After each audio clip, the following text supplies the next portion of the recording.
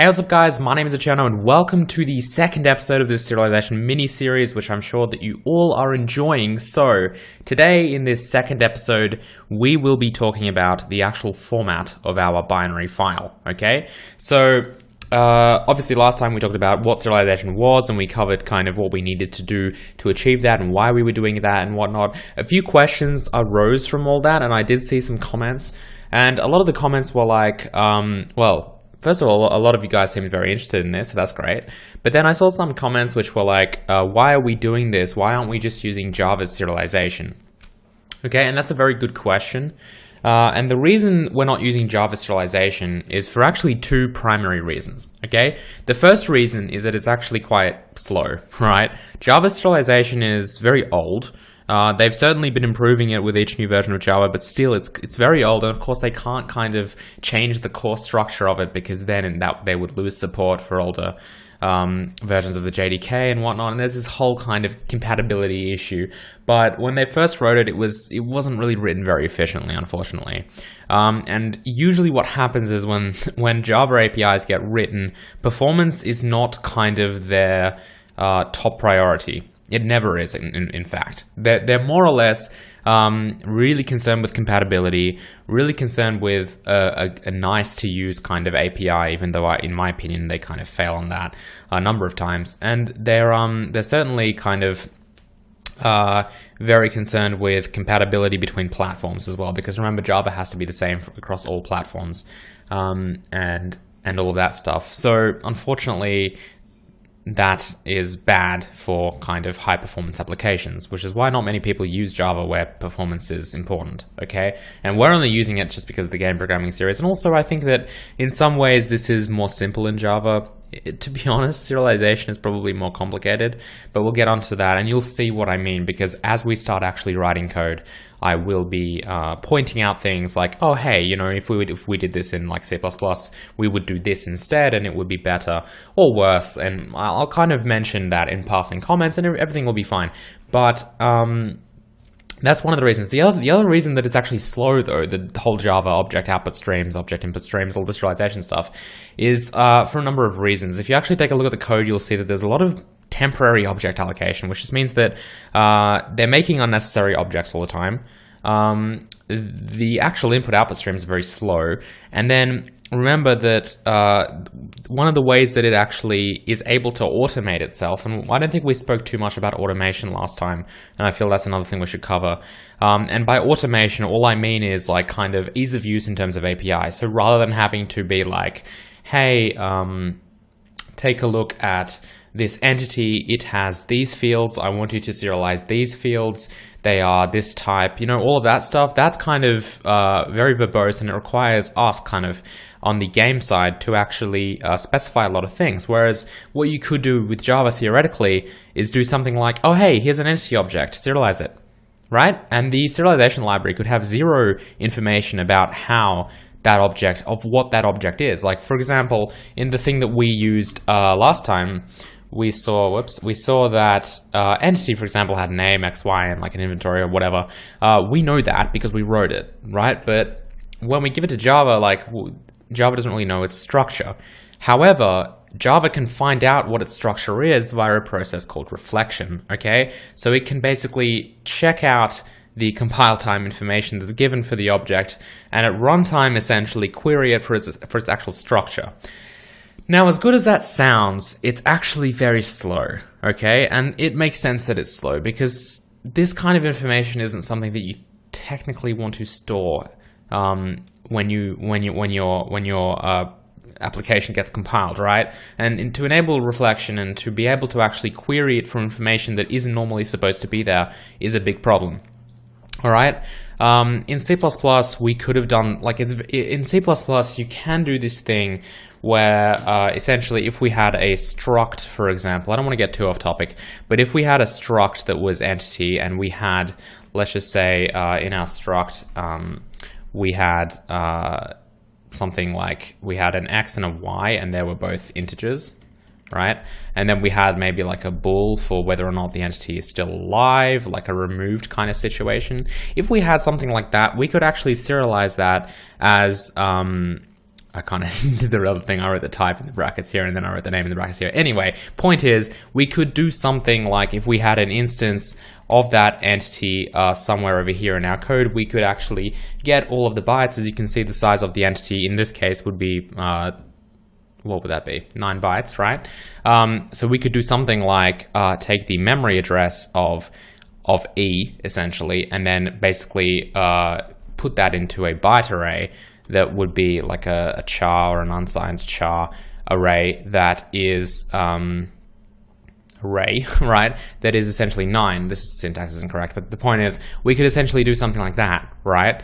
And we would have to cast that to a char or whatever, but the point is we can get that because in C++ we can just basically be like, hey, what is the starting address of the entity object?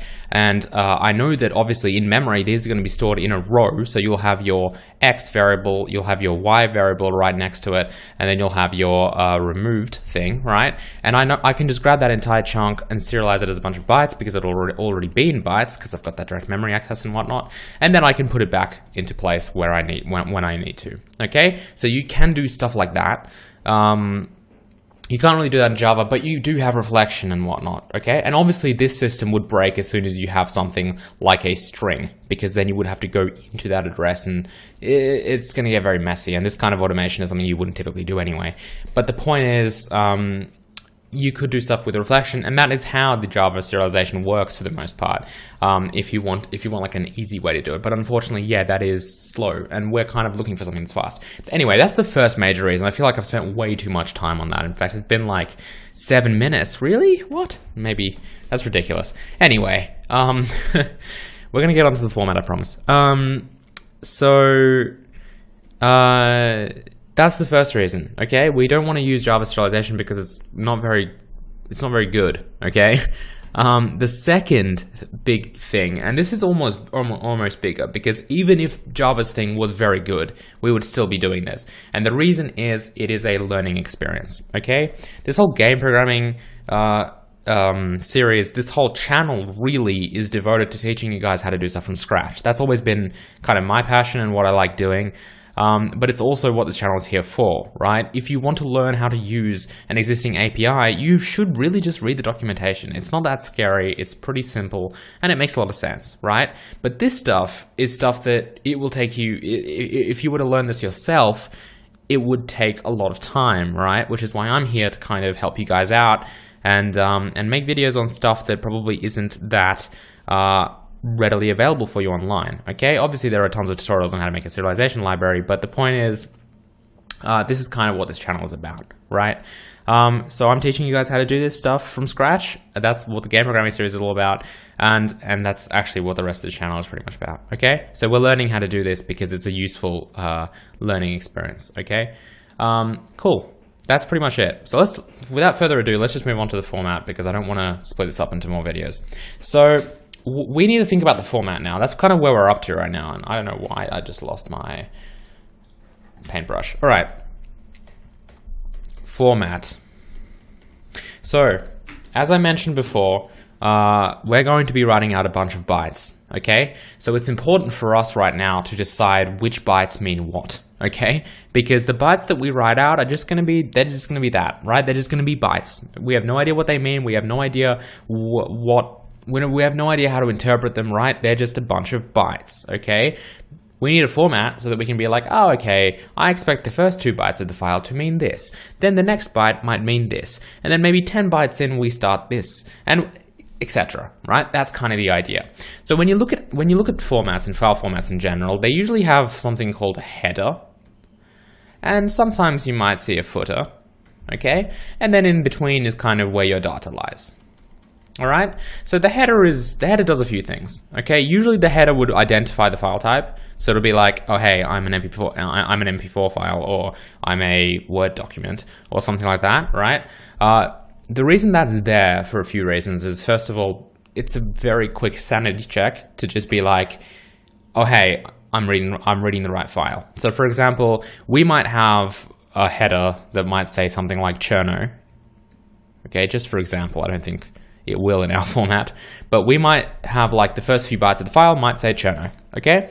That way we know that this is a Cherno file. pretty easily. We just have to scan the first 6 bytes in this case, because that's 6 characters. We scan the first 6 bytes. If they're equal to Cherno, great, the file is probably valid. It might not be, obviously, but for all intents and purposes right now for us, yeah, it's possibly valid, right? It's a good first step, basically. And then typically you might have something like a version number as well, to be like, hey, this is like version 0.1 of the serialization format. So that if you, for example, the reason we do that normally is just so that you can, because formats might change in the future. That's kind of the reason, right? So if you drastically change your format around version 0.5, for example, right? If you were to do that, then you might break compatibility with these formats. But what you can do ultimately is you can actually check the file when you open it to start deserializing it and start reading it. You might open the file and be like, hey, what version are you? Are you 0.1? Or are you 0.5 and above, for example? And if you were 0.5 and above, I might use this data structure to deserialize you. Otherwise, if you're below 0.5, I might use the old legacy kind of format to deserialize you, right? And that way you can support a lot of versions and whatnot, but it's important to know what version it is. So usually the version would be something that you keep there. And then in the header as well, it's very common to have a bunch of flags, maybe the name of the actual file or something as well. Some people do that just because it might get renamed or something. So if you have like we'll talk more about this in a minute. But you might have certain properties and whatnot that you want to set. For example, like an MP4 file might have like the width and height in pixels of the actual, like the resolution of the video, what frames per second it's supposed to run at, right? All of that kind of stuff. Metadata as well is something that you might have. You wouldn't typically have that in the header per se. The header is really there just to kind of address these kind of issues, like, hey, this is this file, this is this version, it kind of provides you with, it provides the deserializer almost with just a bunch of information on how to deserialize this file. Another very popular thing is compression, right? This might contain a flag which says that, hey, this file is actually compressed, or in fact, it's usually more complicated than that. It's usually like, hey, I'm using type 4 compression, or something like that, which means that this data won't be in the right format until you actually uncompress those bytes. Okay, so compression is something that we might go onto in the future. Just it won't be part of game programming. It definitely won't be, but it will definitely be part of like Sparky or something. And we'll talk about that, and I might make some videos on that and whatnot. But for now, all you need to know is that this is the kind of information that lies in the header. Okay. Then you have the data, okay? Now the data is essentially all of your actual data, okay? So in an MP4 file, for example, it might be each individual frame, okay? Obviously MP4 is a compressed format, which would not have each individual frame as like a pixel array or something. They use techniques for compression, such as like frame prediction and predicting where movement's gonna happen and what pixel's going to interpolate to where. Anyway, we're not gonna get into that, because this is definitely not about that. But the point is, this is where you have your actual data, okay? So in our case, this is where we actually store stuff like, hey, we have a variable called x, this is its value, we have a variable called name, this is its value, all of that stuff, right? We store that in the data section. And then we finally have a footer. Now, a lot of file formats don't have this. You don't necessarily need to have this. It's a good idea for us to have it, because it's a good check to see if we've actually received all the data we were supposed to. So this is almost like you could go overboard here, and you could be like really paranoid and do something like have a hash of the entire data at the end there, which would just mean you would have like a long number essentially, which you generated by reading the bytes that make up the entire data. So this is like almost like a checksum. Oh, sorry, microphone. This is almost like a checksum, which just basically says, hey, this is like a string here that is a bunch of numbers that I got from running some mathematical like algorithms essentially on the bytes here. When I serialized it, does it match the deserialized version, right? When I deserialize the data and run the hash through the data, is it the same? Are they equal? If they're not, something went wrong, maybe some corruption occurred and whatnot. You could do something like that. We're not going to do something like that because it's not really that necessary. All we're going to do at the end is have some kind of number, which is like a random number. In fact, we might just make it like 1, 2, 3, 4 or something, which just says that, hey, this is the end of the file. Why would we have that? Well, one might argue that it's not too necessary for files that are actually on disk, because usually we wouldn't lose half of them. But for example, if we end up, if our data ends up being split up into multiple packets when we send it over the internet or over the network, it's a good way of saying that, hey, we didn't drop any packets. Like, hey, we actually arrived with the correct information. Like, this is the end of the file. We got all of it now. Because if it contains these bytes at the end, that means that, you know, it's assembled correctly, and that is indeed the end. There is not more to come, okay? So you might do something like that. And we'll probably do something like that just to demonstrate the purpose of the footer and whatnot. Okay, cool. So anyway, that's a brief overview over the format of our sterilization thing. We're going to talk about a very high-level version of that, okay? And then next video, I'm actually going to take you guys in, and we're going to start probably structuring this format and talk about the, like, pretty much byte by byte what the format's going to be, okay? But right now we're just going to focus on a high-level format because we're pretty much out of time. So this is how it's going to work. We're going to have our header. Now the header is really going to be just we'll talk more about what is in the header next time, because I don't really want to talk about that now. But all you need to know is we have the header, okay? Once we finish the header, we have our actual data. Now the data is basically going to be an array of so-called objects, okay?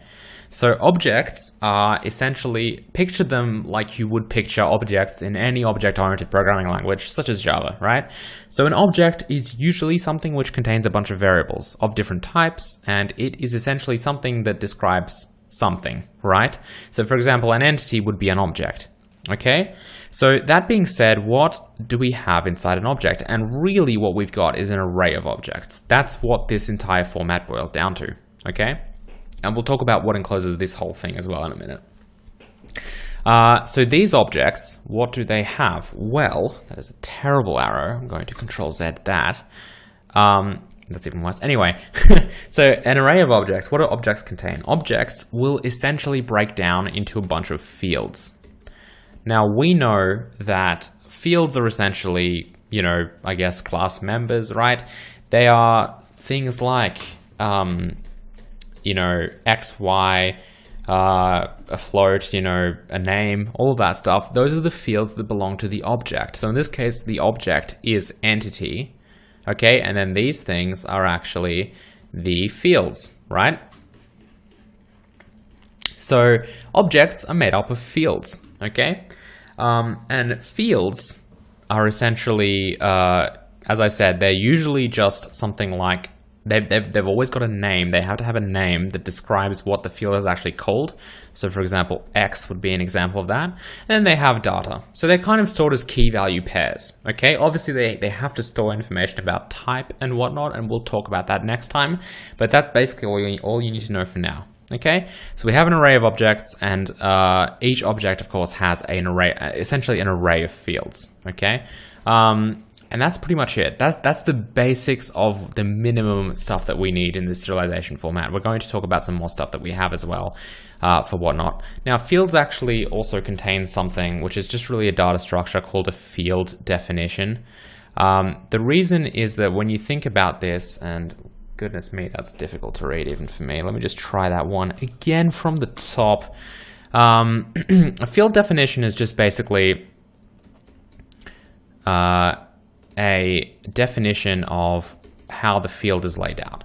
So that's slightly better, I think. So in field definitions, we would typically, the reason the whole field definition thing exists is because we remember in pretty much any high performance serialization format, what we don't want to do is read the whole thing into memory or even break it up into arrays automatically. Okay, so what we could do when we deserialize something like this is we could loop through every single object that is in the format, right? We could loop through every field that is in every object, and we could extract all the data, pop it into its like correct thing. So for example, if we have a field that is a string, we could actually read the bytes that make up the string, put it into an actual Java string, and then basically deserialize the whole format into memory straight away. And then every field might actually allocate a new byte array with the correct size of what it has, and it would read all the bytes from the file, and suddenly we have this entire deserialized situation going on. That is exactly the opposite of what we want to do, okay? That's not what we want to do, okay? It might be what you want to do, and it might seem like a good idea, and it kind of might be for some situations, not really. But the idea is that instead of doing that, all we really want to do is have kind of so-called pointers, and I don't mean literally kind of like memory pointers, although they are kind of similar. We want to kind of have offsets, I'm going to call them instead of pointers. We kind of want to have offsets into the file to be like, hey, if I'm actually interested in reading this data, this is the beginning of it, and I know how big it is as well. So in that case, we could actually extract that data if we wanted to. But the point is, that data is actually read on demand, okay? It's not read immediately. And by read, I really mean copied. We don't copy the data into memory. Like, we might copy the initial data structure into memory because that's really the only way we're reading it, unless we were actually reading it from disk byte by byte or we're memory mapping it. But we're not, which is basically the same, by the way, those two things. But in this case, we'll probably just copy the whole byte array into Java, but we won't start copying it into sub-byte arrays, for example, until that's actually requested from us, okay? Because that's way better for performance, right? We don't want to just read data that we might never even want to read. As soon as we request the data to be read, that's actually when we read the data. Yeah, makes sense, right? And that also is quite efficient. So that's the idea, okay? So field definitions will have stuff like, they might contain like information about the field, but they'll also contain stuff like an offset, for example, from the beginning of this object or whatever into the actual bytes that contain the data so that we can read them when we want to, okay? That's the idea. The other big thing that's important is arrays, okay? Now, if we do have an array, and we actually will have like arrays are basically objects, by the way, just with being able to contain fields that essentially are arrays instead of just primitive data. So for example, if we were to have, X, Y, that's fine. But if we were to have, for example, let's just say we want to copy every single pixel in our screen. So that's like for a full HD monitor, that would be like 2 million pixels. We want to copy them we want to serialize them just as raw pixels, okay? Like raw integers. We just want to serialize them, right? That would mean we would have to create 2 million objects, correct? Yes, correct. Well, sorry, let me say that again. We could either create 2 million objects or we could create 2 million fields. But either way, we have to create these 2 million versions of one of these two, right? What that means is that we have 2 million field definitions, okay? And we have all the overhead that is associated with creating an object, with creating a field, and with creating a field definition in every single pixel, in every single one of those 2 million things, which is terrible for performance. It makes our file size probably 10 times as large as it needs to be, if not more. And it's really just very bad, okay? So in those cases where we have so much to serialize and we don't really care about the data, right? We can just read all those data and then read them right into an array. We don't care. We don't need each one of them to be named. It's essentially an unstructured kind of object, right? If we are making something like that and it's an array, for example, we need to have a specialized kind of object that is an array. Because what this will have is a single field. It might have multiple fields, but every field has to be an array, right? Usually you wouldn't do something like that. But what I'm saying is you would essentially only have one field definition. Okay, just one. All right? And then that would tell you how that would probably be more than just a regular field definition. Really, like, I don't want you guys to confuse fields and field definitions with arrays because it'll probably not have any of these. I'm just kind of trying to explain this better by using those two. But essentially, all we need to know what type of data is in the array. It could also be an array of objects, but remember that's kind of out here, so we're not really going to talk too much about that. But it could be, it'll be essentially an array of raw data, and then before that we have like a little header for that which describes what the length of the array is, so how many elements are in the array, what the size of each element is, what type it is, all that kind of stuff, all right? And that is essentially how we do arrays. Now objects, one more thing I want to mention here, is objects actually can contain objects. Okay, that's very important stuff. So we will sometimes want, like one of these fields, it doesn't just have to be raw data. It could be another object, another serialization object, okay? And we'll talk about more about how that kind of structure will come together in the end there, and you'll see it as I write it, but it's not that complicated, okay? You can kind of think of this whole system as almost like a key value kind of thing, okay? With the exception of things like arrays, which just have like a blob of, like a binary blob of data at the end of them. Okay, cool. Anyway, we have all that stuff, and then we have a footer. And as I said, a footer is just going to contain maybe like 2 bytes, so 12 and 3, 4, just so that in hexadecimal they kind of line up like that. And you could have something like that. And obviously this isn't actually 12, it's 18 in decimal. But the point is, you can do something like that, for example, just to be like, oh, hey, I've completed my thing. All the data is present. It's in between the header and the footer. You can read it now, or something like that, okay? So that is pretty much the end of that. That is a high-level overview over how this data structure is going to work. And this entire thing, right? So this has like a header, a footer, all of that stuff, which is actually the packet that we want to send. Obviously, we might break this up into smaller packets because it might, if it's like over a megabyte or something, there's no way we're going to send that as a single packet. We need to break it down, and we'll talk about that later. That's more of a issue of actual network communication than serialization. But all of this, we might write it into a file, for example, and that'll be one thing. This is called a database. Okay, so a database contains a bunch of objects and arrays and a header and footer, and that's pretty much it. Okay, a database is just like a collection of objects. That's pretty much it, okay? And this database is like a single kind of serialization file that we write out, or a packet that we send, or whatever. But the point is, this entire structure is a database, okay? And database is ultimately where we query and we get our bytes from, and then we know that the database bytes are actually this entire thing. Okay, cool. So that's going to wrap up this video. Hope you guys enjoyed. Next time we're going to take a look at what exactly is inside every object, byte by byte. So we'll totally go through it, make sure that we understand exactly how it works and whatnot. And then after that, I'm like, yeah, there's going to have to be a few videos here that are just kind of like talking about stuff with this kind of me drawing stuff for you. I hope you guys enjoy that, by the way. Leave a comment below if you do, or if you don't, or whatever, or if you would rather I do something differently. But as soon as we get past these things, which are very important, we will actually start writing the format. There's nothing worse. There's not much worse you can do really than starting just coding like a new serialization format without actually planning it out on paper first. Very important stuff, because you'll find yourself going back and rewriting stuff all the time, and that's not that fun. Okay, cool. And I'm also a big fan of like just planning stuff out on paper or on a whiteboard. Totally works as well. So if you guys enjoyed this video, you can support me on Patreon, patreon.com/thecherno, link in the description. You can pledge a certain amount per month, and essentially you will get rewarded for that. So for example, for $5 or more per month, you'll get access to the entire source code of game programming on GitHub. It's a private repository. So just if you do enjoy my videos and you want to see more of them, you can support me here. The more support I receive on here, it essentially translates into the more time I can allocate into making videos. Okay, so it's really pretty simple. You know, time equals money.